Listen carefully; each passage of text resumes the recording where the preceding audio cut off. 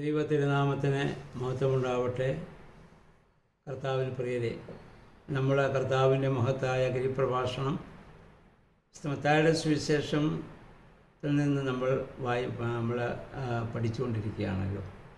അതിൻ്റെ 6-ാം അധ്യായത്തിൽ കർത്തൃ പ്രാർത്ഥന, കർത്താവ് സ്ത്രീഹന്മാരെ പ്രാർത്ഥിക്കാൻ അവരെ പഠിപ്പിച്ചു. അത് സമ്പൂർണ്ണ പ്രാർത്ഥനയാണെന്ന് നമ്മൾ കണ്ടു. ഇനി കർത്താവ് പറയുന്നത് ഉപവാസത്തെക്കുറിച്ചാണ്. ഉപവസിക്കുമ്പോൾ കർത്താവ് പറഞ്ഞു, നിങ്ങൾ വാടിയ മുഖം കാണിക്കരുത്. യഹൂദന്മാരെ സംബന്ധിച്ചിടത്തോളം ഉപവസിക്കുന്നുവെന്ന് മറ്റുള്ളവരെ ബോധ്യപ്പെടുത്താൻ വേണ്ടി അവർ മുഖം കഴുകാതെ വാടിയ മുഖം എപ്പോഴും പ്രാർത്ഥിച്ചുകൊണ്ടിരിക്കുന്നു. അല്ലെങ്കിൽ ദുഃഖമനോഭാവം, മ്ലാന മനോഭാവം അവരുടെ മുഖത്ത് അവർ അഭിനയിച്ചുകൊണ്ട് അവർ അപ്രകാരം ജീവിച്ചു. കർത്താവ് പറഞ്ഞു, അങ്ങനെ ആവരുത്. എന്തിനാണ് നമ്മൾ ഉപവസിക്കുന്നത്?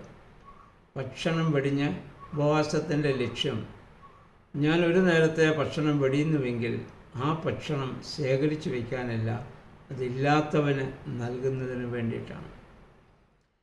അതിൽ നമ്മൾ കർത്താവ് പറഞ്ഞു, നീ കുളിച്ച് എണ്ണ പുരട്ടി നല്ല തെളിഞ്ഞ മുഖത്തോടുകൂടി, കാരണം പിതൃപുത്ര സംസർഗമാണ് ഉപവാസത്തിലൂടെയും സാധ്യമാകുന്നത്. ഉപവസിക്കുക എന്ന് പറഞ്ഞാൽ കൂടെ വസിക്കുക എന്നാണ്. ദൈവത്തിൻ്റെ കൂടെ വസിക്കുന്നവൻ എവിടെയാണ് മ്ലാനത? അവനെപ്പോഴും സന്തോഷവാനായിരിക്കും. അവൻ പ്രസന്ന മുഖമുള്ളവനായിരിക്കും. അവന് ദുഃഖിക്കേണ്ട ആവശ്യമേ ഇല്ല, കൂടെ വസിക്കുന്നവന്. അല്ലാതെ ഇത് വെറും ആചാരപ്രകാരം മറ്റുള്ളവരെ ബോധിപ്പിക്കാൻ വേണ്ടി ഉപവസിക്കുമ്പോഴാണ് വാടിയ മുഖം നമ്മൾ കാണിക്കേണ്ടതായിട്ട് വരുന്നത്.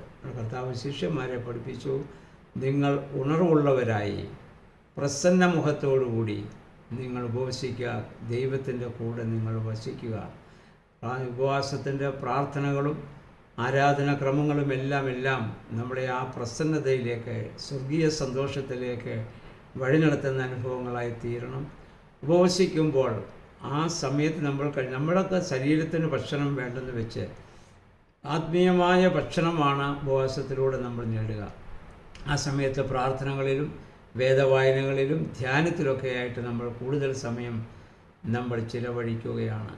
അപ്പം യഹൂദന്മാരുടെ ചില ആചാരാനുഷ്ഠാനങ്ങളെയൊക്കെ കർത്താവ്, അതൊന്നും തെറ്റാന്ന് കർത്താവ് പറഞ്ഞില്ല, പക്ഷേ അതിൽ കർത്താവ് അവരുടെ തെറ്റായ രീതികളെ, മനോഭാവങ്ങളെ കർത്താവ് ഇവിടെ തിരുത്തുകയാണ് ചെയ്തത്. രണ്ടാമത് കർത്താവ് പറഞ്ഞത് നിങ്ങളുടെ നിക്ഷേപം എവിടെയാകണമെന്നുള്ളതാണ്. കർത്താവ് പറഞ്ഞു, ഭൂമിയിൽ നമ്മൾ നിക്ഷേപം ഉണ്ടാക്കിയാൽ അതൊക്കെ ക്ഷയിക്കുന്നതാണ്, അല്ലെങ്കിൽ തീർന്നു പോകുന്നതാണ്, അത് നശിക്കുന്നതാണ്, ഇന്നല്ലെങ്കിൽ നാളെ പോകും. പക്ഷെ ഇതൊന്നും നശിപ്പിക്കാത്ത, പുഴുവോ തുരുമ്പോ ഒന്നും നശിപ്പിക്കാത്ത സ്വർഗരാജ്യത്തിൽ നിക്ഷേപം ഉണ്ടാക്കട്ടെ. കാരണം നമ്മൾ ഭൂമിയിൽ ജീവിക്കുന്നെങ്കിലും നമ്മുടെ ലക്ഷ്യം മറ്റൊരു ലോകമാണ്. ആ ലക്ഷ്യമാണ് വിശ്വാസ പ്രമാണമായി എല്ലാ ദിവസവും പല പ്രാവശ്യം നമ്മൾ ചൊല്ലുന്നുണ്ട്. മരിച്ചുപോയവരുടെ ഉയർപ്പിനും വരുവാനിരിക്കുന്ന ലോകത്തിലെ ആ പുതിയ ജീവനുമായി ഞങ്ങൾ നോക്കി പാർക്കുകയാണ്.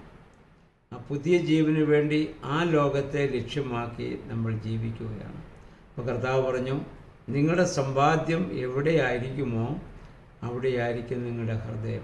അപ്പോൾ സ്വർഗത്തിൽ നിക്ഷേപമുണ്ടാക്കിയാൽ നമ്മുടെ ഹൃദയം എപ്പോഴും അതുമായി ബന്ധപ്പെട്ട കാര്യങ്ങളിലായിരിക്കും. ഭൂമിയിലാണ് നമ്മുടെ നിക്ഷേപങ്ങൾ കരുതാൻ ശ്രമിക്കുന്നെങ്കിൽ നമ്മുടെ ചിന്തകളും പ്രവർത്തനങ്ങളൊക്കെ ഈ ഭൂമിയുമായിട്ട് ബന്ധപ്പെട്ട് തന്നെയായിരിക്കും. അപ്പോൾ അതുകൊണ്ട് നമ്മൾ സ്വർഗത്തിൽ നിക്ഷേപമുള്ളവരായി ജീവിക്കുവാൻ കർത്താവ് ആവശ്യപ്പെട്ടു. അപ്പോൾ ഈ ഭൂമി നമുക്കറിയാം ക്ഷണികമാണ്. വളരെ കുറച്ച് നാളത്തേക്ക് മാത്രമേ ഇവിടെ നമുക്ക് ജീവിതമുള്ളൂ. നമ്മൾ അനന്തതയിൽ നിന്ന് വന്നു ഈ ഭൂമിയിലൂടെ സഞ്ചരിച്ച് അനന്തതയിലേക്ക്, അനന്തം എന്ന് പറഞ്ഞാൽ ആദിയും അന്തവുമില്ലാത്തവൻ. ഒരുപാട് പുസ്തകത്തിൽ പറയുന്നത് പോലെ അൽഫായും ഒമേഗായും, ഗ്രീക്ക് ആൽഫബറ്റ് ആദ്യത്തേത് അൽഫായും അവസാനം ഒമേഗ, ആദിയും അന്തവും ഞാനാകുന്നു. അപ്പോൾ ആ ദൈവത്തിലേക്ക് തന്നെയാണ് നമ്മൾ മടങ്ങിപ്പോവുക. അതുകൊണ്ട് ആ രാജ്യത്തെ ലക്ഷ്യമാക്കി ജീവിക്കാനും അവിടെ അവിടുത്തെ സമ്പാദ്യം എന്താണ്? ഉള്ളത് ഇല്ലാത്തവന് കൊടുക്കലാണ്, സ്നേഹമാണ്, സഹനമാണ്, ത്യാഗമാണ്. ആ മനോഭാവത്തോടെ നമ്മൾ ജീവിക്കുമ്പോൾ സ്വർഗരാജ്യത്തിൽ നമ്മൾ നിക്ഷേപം ഉണ്ടാക്കുകയാണ്. ഭൗതികമായൊരു പുഴുവിനോ തുരുമ്പിനോ ഒന്നും അത് നശിപ്പിക്കാൻ സാധിക്കുകയില്ല. മൂന്നാമത് കർത്താവ് ഇവിടെ പറയുന്നത് കണ്ണിനെ കുറിച്ചാണ്. കണ്ണ് അതൊരു വലിയ വിളക്കാണ്. കണ്ണ് കുറ്റമറ്റതെങ്കിൽ ശരീരം മുഴുവൻ പ്രകാശിക്കും. കണ്ണ് കുറ്റമുള്ളതാണെങ്കിൽ അതിൻ്റെ ദോഷം ശരീരം മുഴുവൻ ഇരുണ്ടതാകും. നമുക്കറിയാം, മനുഷ്യ ശരീരത്തിലെ ഒരു പവർഫുൾ ഡിജിറ്റൽ ക്യാമറ ആണ് നമ്മുടെ കണ്ണ്. പവർഫുൾ ഡിജിറ്റൽ ക്യാമറ ആണ്. ഈ ക്യാമറയുടെ പ്രത്യേകത, എന്ത് കണ്ടാലും അത് ക്ലിക്ക് ചെയ്യും. പക്ഷേ ക്ലിക്ക് ചെയ്യുന്നതെല്ലാം ഡെവലപ്പ് ചെയ്യാൻ പാടില്ല. ആവശ്യമുള്ളതിനെ മാത്രം നമ്മൾ ഡെവലപ്പ് ചെയ്താൽ മതി. അപ്പോൾ കണ്ണിലൂടെയാണ് പാപകരമായ പലതും നമ്മുടെ ഉള്ളിലേക്ക് പ്രവേശിക്കുക. നമുക്കറിയാം, നമുക്ക് അസ്വസ്ഥമുണ്ടാകുന്നത് എപ്പോഴാണ്? മറ്റുള്ളവർ നമ്മളെക്കാൾ വലുതായി കാണുമ്പോൾ, നമ്മളെ വലിയ ഭവനം അവർക്ക്, നമ്മളെക്കാൾ വലിയ വാഹനം, നമ്മളെക്കാൾ സൗന്ദര്യം, അല്ലെ നമ്മളെക്കാൾ അവർ സംസാരിക്കുന്നു, ബുദ്ധി, ഇതൊക്കെ കാണുമ്പോൾ നമുക്ക് അസ്വസ്ഥത ഉണ്ടാകാനാണ് സാധ്യത. കർത്താവ് പറഞ്ഞ് കണ്ണിനെ ശ്രദ്ധിക്കുക. എല്ലാം കണ്ണ് ക്ലിക്ക് ചെയ്തേക്കാം, എല്ലാം സ്വീകരിച്ചേക്കാം. ഒരു പവർഫുൾ ഡിജിറ്റൽ ക്യാമറയാണ്.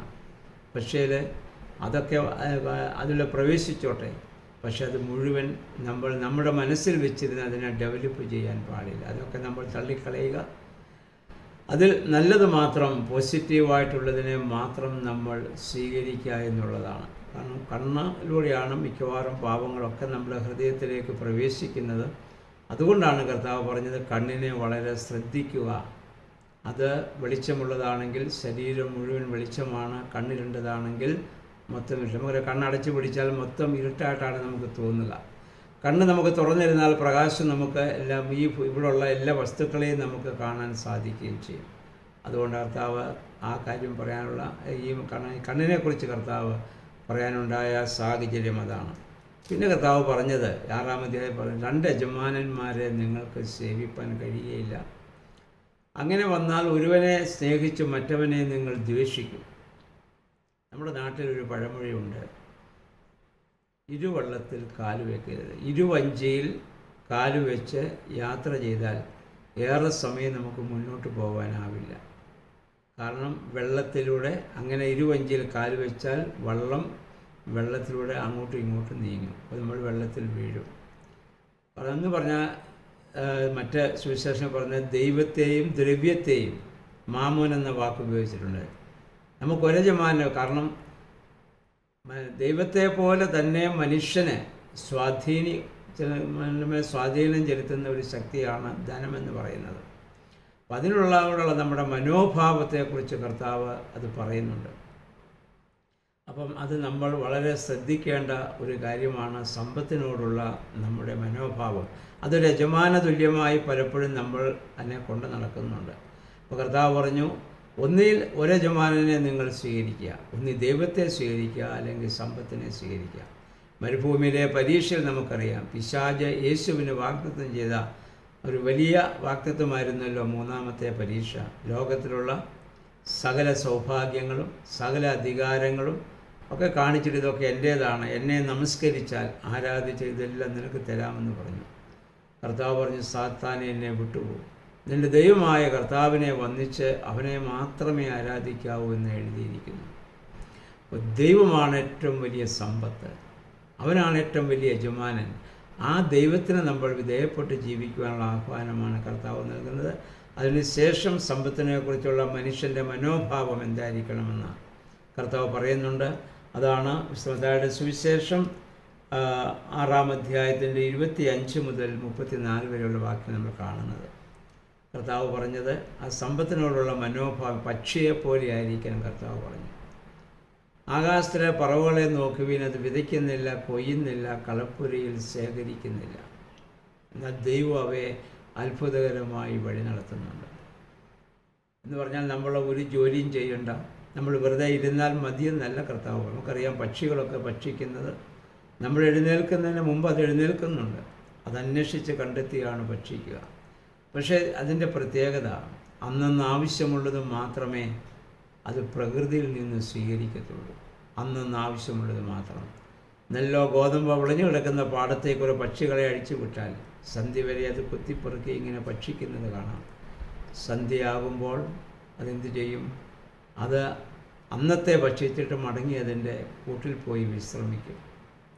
അല്ലാതെ ഈ നാളെ വരുമ്പോൾ ഈ വിത്ത് ഇവിടെ കാണുമെന്ന് അറിഞ്ഞുകൂടാ, മറ്റു പ്രാക്കൾ കുത്തിക്കൊണ്ടു പോകും, അതുകൊണ്ട് ഞാനിന്ന് കൂട്ടിൽ പോകുന്നില്ല, ഈ കണ്ടെത്തും വരമ്പിൽ ഈ പാടത്തിരുന്ന് ഉറങ്ങാൻ പോവുകയാണെന്നൊരു പക്ഷിയും പറയില്ല. ഇനി ഇവിടെ എന്തോരം വിത്തുകൾ, ഇവിടെ എന്തോരം ഭക്ഷണം ഇവിടെ ശേഷിച്ചാലും അതെല്ലാം വിട്ടിട്ട് അതിൻ്റെ കൂട്ടിപ്പോയി വിശ്രമിക്കും. പിറ്റേ ദിവസം ഇവിടെ വരും, ഇവിടെ ഉണ്ടോ നോക്കും, ഉണ്ടെങ്കിൽ അത് ഭക്ഷിക്കും, ഇല്ലെങ്കിൽ അടുത്ത സ്ഥലത്ത് പോകും. ദൈവം അവയ്ക്ക് വേണ്ടി അവിടെ കരുതി വയ്ക്കും. അതുകൊണ്ട് നാളെയെക്കുറിച്ചുള്ള ആകുല ചിന്ത പക്ഷികൾക്കില്ല. അന്നന്നത്തെക്കുറിച്ച് മാത്രം ചിന്തിക്കുന്നു, അന്നന്ന് മാത്രം ദൈവം അവയെ വഴി നടത്തുന്നു. അതുകൊണ്ടാണ് കർത്താവും പറഞ്ഞത്, നമ്മളും അങ്ങനെയായിരിക്കാൻ ശ്രമിക്കുന്നതാണ് നല്ലത്. ഇല്ലെങ്കിൽ നമ്മുടെ സമാധാനം സ്വസ്ഥയും മുഴുവൻ നഷ്ടപ്പെടും. മന്ന പറിക്കപ്പോൾ കൊടുത്ത കണ്ടീഷനും അത് തന്നെ, അന്നന്നാവശ്യമുള്ള മന്ന മാത്രം പെറുക്കുക. നാളത്തെ ഭക്ഷണം നിൻ്റെ തോളിൽ ഇന്നൊരു ഭാരമാകേണ്ട. നമുക്കറിയാം, ഒരു ചൊല്ലുണ്ടല്ലോ, ലെസ് ലഗേജ് മോർ കംഫർട്ട് എന്നാണ്. ലഗേജ് എത്രയും കുറവായിരിക്കുമോ അത്രയും യാത്ര സുഖമായിരിക്കും. നമ്മളൊക്കെ എയർപോർട്ടുകളിലൂടെ റെയിൽവേ സ്റ്റേഷനിലൊക്കെ യാത്ര ചെയ്യുന്നവരെ, ലഗേജ് കൂടുതലുണ്ടെങ്കിൽ നമുക്ക് ആ എയർപോർട്ടോ അല്ലെങ്കിൽ ആ റെയിൽവേ സ്റ്റേഷനൊന്നും നമുക്ക് കാണാനോ ആസ്വദിക്കാനോ പറ്റില്ല. നമ്മുടെ നോട്ടം മുഴുവൻ ലഗേജിലായിരിക്കും. ഇതാരെയും മോഷ്ടിച്ചുകൊണ്ട് പോകുമോ എന്ന് നമ്മളിങ്ങനെ അതേ നോക്കിക്കൊണ്ടിരിക്കും. അപ്പം ഇതാണ്, ലഗേജ് എത്ര കുറവായിരിക്കുമോ യാത്ര അത്രയും സുഖമായിരിക്കും. അതുകൊണ്ട് പണ്ട് കർത്താവ് പറഞ്ഞ, ഉണ്ണാനും ഉടുക്കാനും ഉണ്ടെങ്കിൽ മതി എന്ന് വയ്ക്കുക, അതിനപ്പുറം ജാതികൾ അന്വേഷിക്കുന്നതാണ് ഈ ഭാഗത്ത് കർത്താവ് പറഞ്ഞു. വയലിലെ ആ പുൽച്ചെടികളെ നിങ്ങൾ നോക്കുവിൻ, ദൈവം എത്ര അത്ഭുതകരമായി അവയെ ചമയിക്കുന്നു, അവയെ വഴി നടത്തുന്നു. എങ്കിൽ ഈ പക്ഷിയേക്കാളും ഈ വയലിലെ താമരയേക്കാളും അല്ലെ പുൽച്ചെടികളെക്കാളും നീ എത്രയോ ശ്രേഷ്ഠതയുള്ളവനാണ്. ദൈവം തന്നെ കരുതിക്കൊള്ളും എന്നുള്ള വിശ്വാസത്തോടെ നമ്മൾ ജീവിക്കുക. അതുകൊണ്ട് കർത്താവ് പറഞ്ഞു, ഞാൻ എന്ത് തിന്നും എന്തുടുക്കുമെന്ന് ജാതികൾ അന്വേഷിക്കുന്നു. പറഞ്ഞാൽ ദൈവത്തിൽ വിശ്വാസമില്ലാത്തവരാണത് കൂടുതൽ അത് അന്വേഷിച്ച് ആകുലപ്പെടേണ്ടി വരിക. നീ നിൻ്റെ ആശ്രയം ദൈവത്തിൽ വയ്ക്കുക. അതുകൊണ്ട് കർത്താവ് എൻ്റെ താഴോട്ട് ഭാഗ്യം 31 വാക്യങ്ങൾ നമ്മൾ വായിക്കുന്നുണ്ടല്ലോ. മുന്നമേ അവൻ്റെ രാജ്യവും നീതിയും അന്വേഷിപ്പീൻ, അതോടൊപ്പം സകലവും നിനക്ക് ദൈവം നൽകുമെന്നാണ്. എന്ന് പറഞ്ഞാൽ ദൈവത്തെ അന്വേഷിക്കുക. അപ്പോൾ നമ്മുടെ ആവശ്യമുള്ളത് ദൈവം നമുക്ക് നൽകിക്കൊള്ളും. നമ്മൾ പലപ്പോഴും ദൈവത്തിൽ നിന്ന് ലഭിക്കാനാണ് നമ്മൾ അന്വേഷിക്കുന്നത്. ദൈവത്തെ നമ്മൾ ആരും അന്വേഷിക്കുന്നില്ല. അത് യഥാർത്ഥ സ്നേഹമല്ല. ഈ വസ്തുവകളേക്കാൾ നമുക്ക് ലഭിക്കേണ്ട അനുകൂല സാഹചര്യങ്ങളേക്കാൾ ദൈവത്തെ അന്വേഷിക്കുക. അതാണ്, ദൈവത്തെ അന്വേഷിക്കുന്നവന് ദൈവം ആവശ്യമുള്ളത് കൊടുക്കും. നമുക്കറിയാമല്ലോ, നമ്മുടെ കുഞ്ഞുങ്ങൾക്ക് നമ്മൾ ഭക്ഷണം കൊടുക്കുന്നുണ്ട്. അത് അവർ നമ്മളോട് ചോദിച്ചിട്ടല്ല, അവർ ചോദിക്കാതെ തന്നെ നമ്മൾ അവർക്ക് വേണ്ടി കരുതി വയ്ക്കുകയാണ്. നമ്മളവരെ നിർബന്ധിച്ച് അവരെ കൊണ്ട് നമ്മൾ ഭക്ഷിപ്പിക്കുകയാണ്. കാരണം അവരുടെ ആരോഗ്യത്തെക്കുറിച്ചും അവരുടെ ശരീരത്തെക്കുറിച്ചും അവർ ചിന്തിക്കുന്നതിനേക്കാൾ ഉപരിയായി നമ്മൾ മാതാപിതാക്കൾ ചിന്തിക്കുന്നുണ്ട്.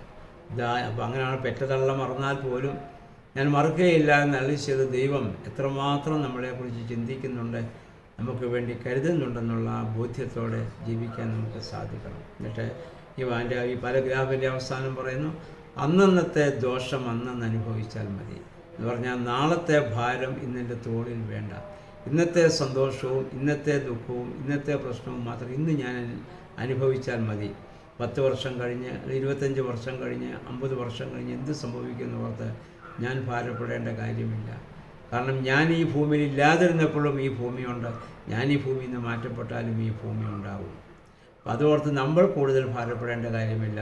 ദൈവത്തിൽ ആശ്രയം വെച്ച് സ്വസ്ഥമായി സ്വതന്ത്രമായിട്ട് ജീവിക്കാൻ, പക്ഷിയെപ്പോലെ പറന്നു കിടന്ന് സന്തോഷിക്കുവാൻ കർത്താവ് നമ്മെ ആഹ്വാനം ചെയ്യുകയാണ്. ഒരിക്കൽ മഹാത്മാഗാന്ധി പറഞ്ഞു, ദൈവം കാലാകാലങ്ങളിൽ ഭൂമിക്ക് കൊടുക്കുന്ന സമൃദ്ധി ഈക്വലായി ഡിസ്ട്രിബ്യൂട്ട് ചെയ്താൽ ഈ ഭൂമിയിൽ ദരിദ്രന്മാരുണ്ടാവുകയില്ല.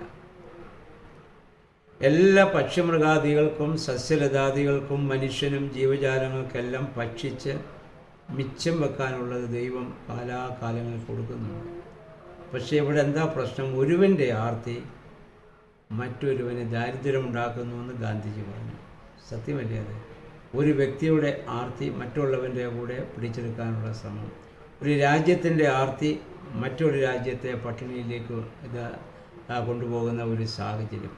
അത് ഈക്വലായി ഡിസ്ട്രിബ്യൂട്ട് ചെയ്താൽ എല്ലാവർക്കും ഭക്ഷിച്ച് മന്ന ആവശ്യത്തിനുള്ളത് പിറകി കഴിഞ്ഞ് ധാരാളം മിച്ചം വന്നതുപോലെ ഭൂമിക്ക് മിച്ചം തന്നെ വരും. പക്ഷേ മനുഷ്യൻ്റെ സ്വാർത്ഥതയാണ് ഇവിടെ പ്രശ്നമുണ്ടാക്കുക. അപ്പോൾ നമ്മുടെ മനോഭാവം ഈ രീതിയിൽ കർത്താവ് പറഞ്ഞ രീതിയിൽ ആയിരിക്കാൻ തക്കവണ്ണം നമുക്ക് ദൈവസന്നിധിയിൽ നമ്മെ തന്നെ പൂർണ്ണമായിട്ട് സമർപ്പിച്ച് കർത്താവിൻ്റെ മഹത്തായ ഈ ഗിരിപ്രഭാഷണത്തിലെ ദൂതനെ ഉൾക്കൊള്ളുവാൻ സർവശക്തനായ ദൈവം എല്ലാ അനുഗ്രഹങ്ങളും നമുക്ക് നൽകട്ടെ.